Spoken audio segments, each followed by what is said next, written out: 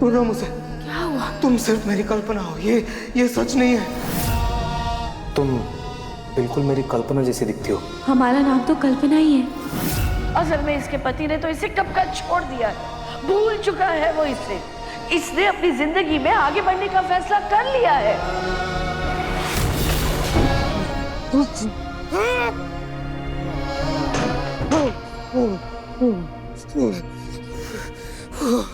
वो लड़की, वो कल्पना ने अगर शादी के लिए हाँ की है तो की है। मुझे क्यों इतना फर्क पड़ रहा है? मुझे क्यों गुस्सा आ रहा है? मुझे समझ में नहीं आ रहा। अरे उसकी जिंदगी है, उसे शादी करनी है, जो करना है करे। मुझे क्या मुझे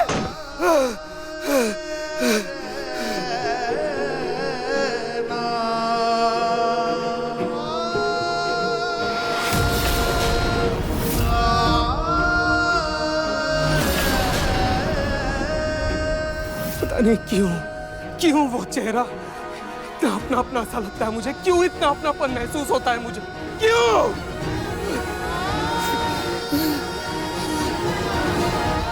क्यों महसूस होता है ऐसा मुझे?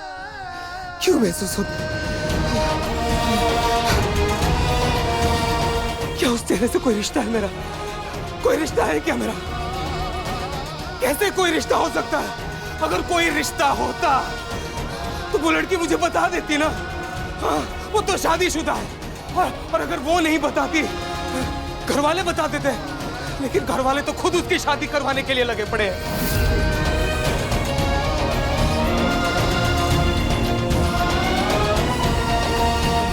कोई रिश्ता नहीं है मेरा, कोई रिश्ता नहीं है, कोई रिश्ता नहीं है, कोई रिश्ता नहीं है, कोई रिश्ता नहीं है, कोई रिश्ता नहीं है।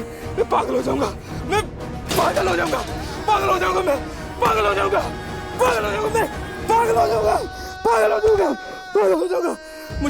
मुझे कुछ नहीं सुनना, मुझे कुछ नहीं सोचना, मुझे उस लड़की के बारे में नहीं सोचना, नहीं सोचना। उस लड़की के बारे में क्या, मुझे किसी के बारे में कुछ नहीं सोचना, कुछ नहीं सुनना, कुछ नहीं सोचना। भैया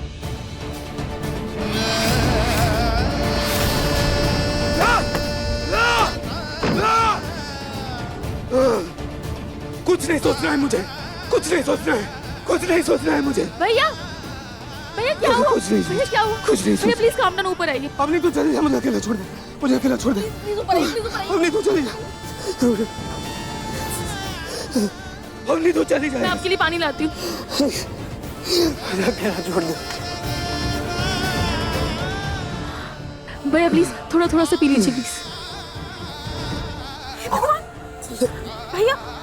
भैया आपके हाथ में तो चोट लग गई है। हे भगवान।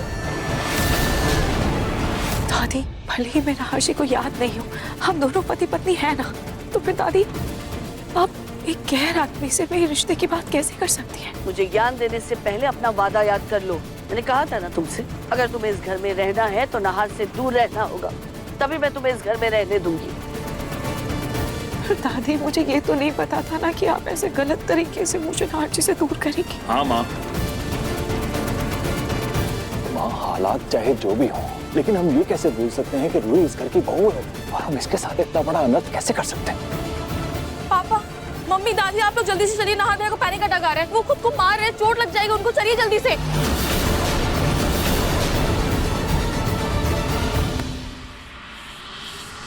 कहाँ जा रही हो तुम? ये सब तुम्हारी वजह से हो रहा है, तो नाहर की झूठी फिक्र का दिखावा मत करो। पता तुम, हाँ, कौन सी बहू, कैसी बहू? बहू वो होती है जो धड़कन बनकर पूरे घर वालों की हिफाजत करे, लेकिन ये, इसकी वजह से तो मेरे पोते की पूरी जिंदगी उजाड़ गई। नाहर न जाने कितने दिनों तक, कितने महीनों तक लाचार की तरह व्हीलचेयर पर पड़ा रहा।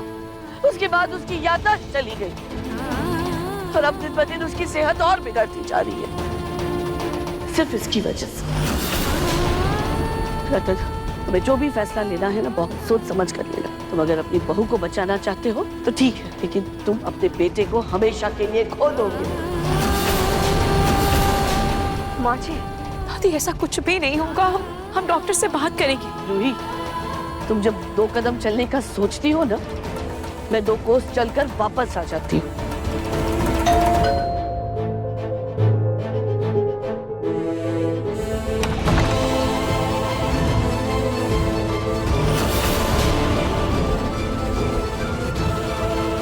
आइए। तुम लोगों को लगता है ना कि मैं रूही को जानबूझकर नहार से दूर कर रही हूँ, लेकिन ऐसा नहीं है। मैंने डॉक्टर से पहले ही बात कर ली थी। यह है डॉक्टर रीमा। डॉक्टर, मैंने जो आपको नहार की फाइल भिजवाई थी वो आपने देख ली ना?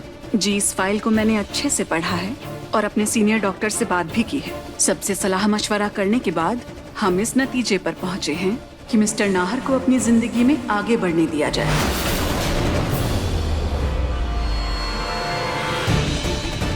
डॉक्टर, मतलब जो जैसा है वैसा रहने दें? जी बिल्कुल, जैसे सुमित्रा जी ने बताया, इतने ट्रीटमेंट के बाद भी नाहर जी को कुछ याद नहीं आया। मतलब आगे भी उनकी याददाश्त वापस आने के चांसेस कम हैं। अब वो आप लोगों को अपना परिवार मान चुके हैं, तो बेहतर होगा कि उनका विश्वास जीतकर उन्हें जिंदगी में आगे बढ़ने दें।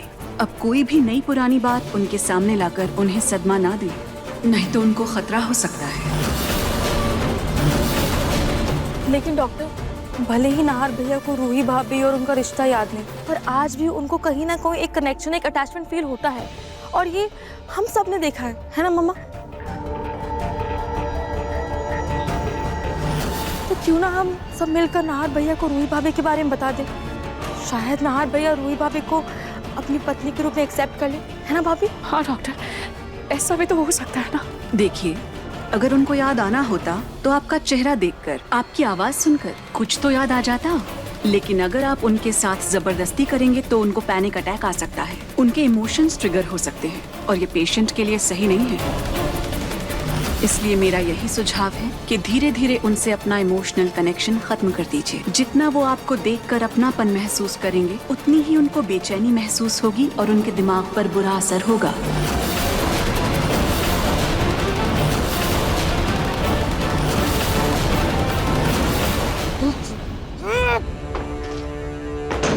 पागल हो जाऊंगा, पागल हो जाऊंगा मैं, पागल हो जाऊंगा, पागल हो जाऊंगा। भैया, आपके हाथ में तो चोट लग गई है। मतलब जैसे अभी नाहर भैया को गुस्सा आ रहा था, पैनिक अटैक्स आ रहे थे, वैसे फिर से भी हो सकता है।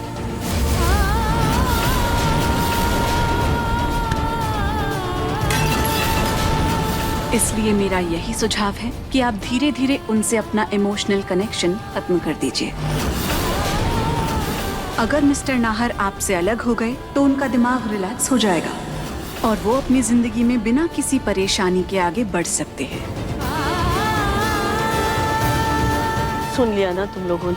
हमारा नाहर पूरी तरह ठीक हो सकता है, और इस पे रुकावट सिर्फ ये रूही है जिसे मैं हटाना चाहती हूँ।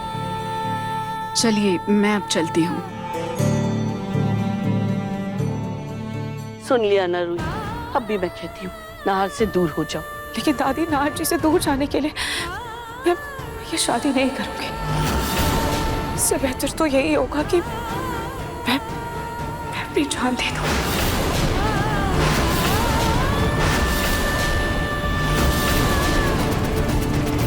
अरे अरे, तुम्हें शादी नहीं करनी है, बस शादी करने का नाटक करना है। अरे मैं ऐन मौके पर आके शादी रोक दूंगी। देखो, तुम फिक्र मत करो, मैंने उस लड़के से भी बात कर ली है। तुम्हें ना सिर्फ अभी उससे बातचीत करनी है, जान पहचान बढ़ानी है, मिलना है। धीरे धीरे नाहर को लगेगा कि तुम इस लड़के में दिलचस्पी लेने लगी, तो वो अपनी जिंदगी में आगे बढ़ जाएगा और तुमसे दूर हो जाएगा।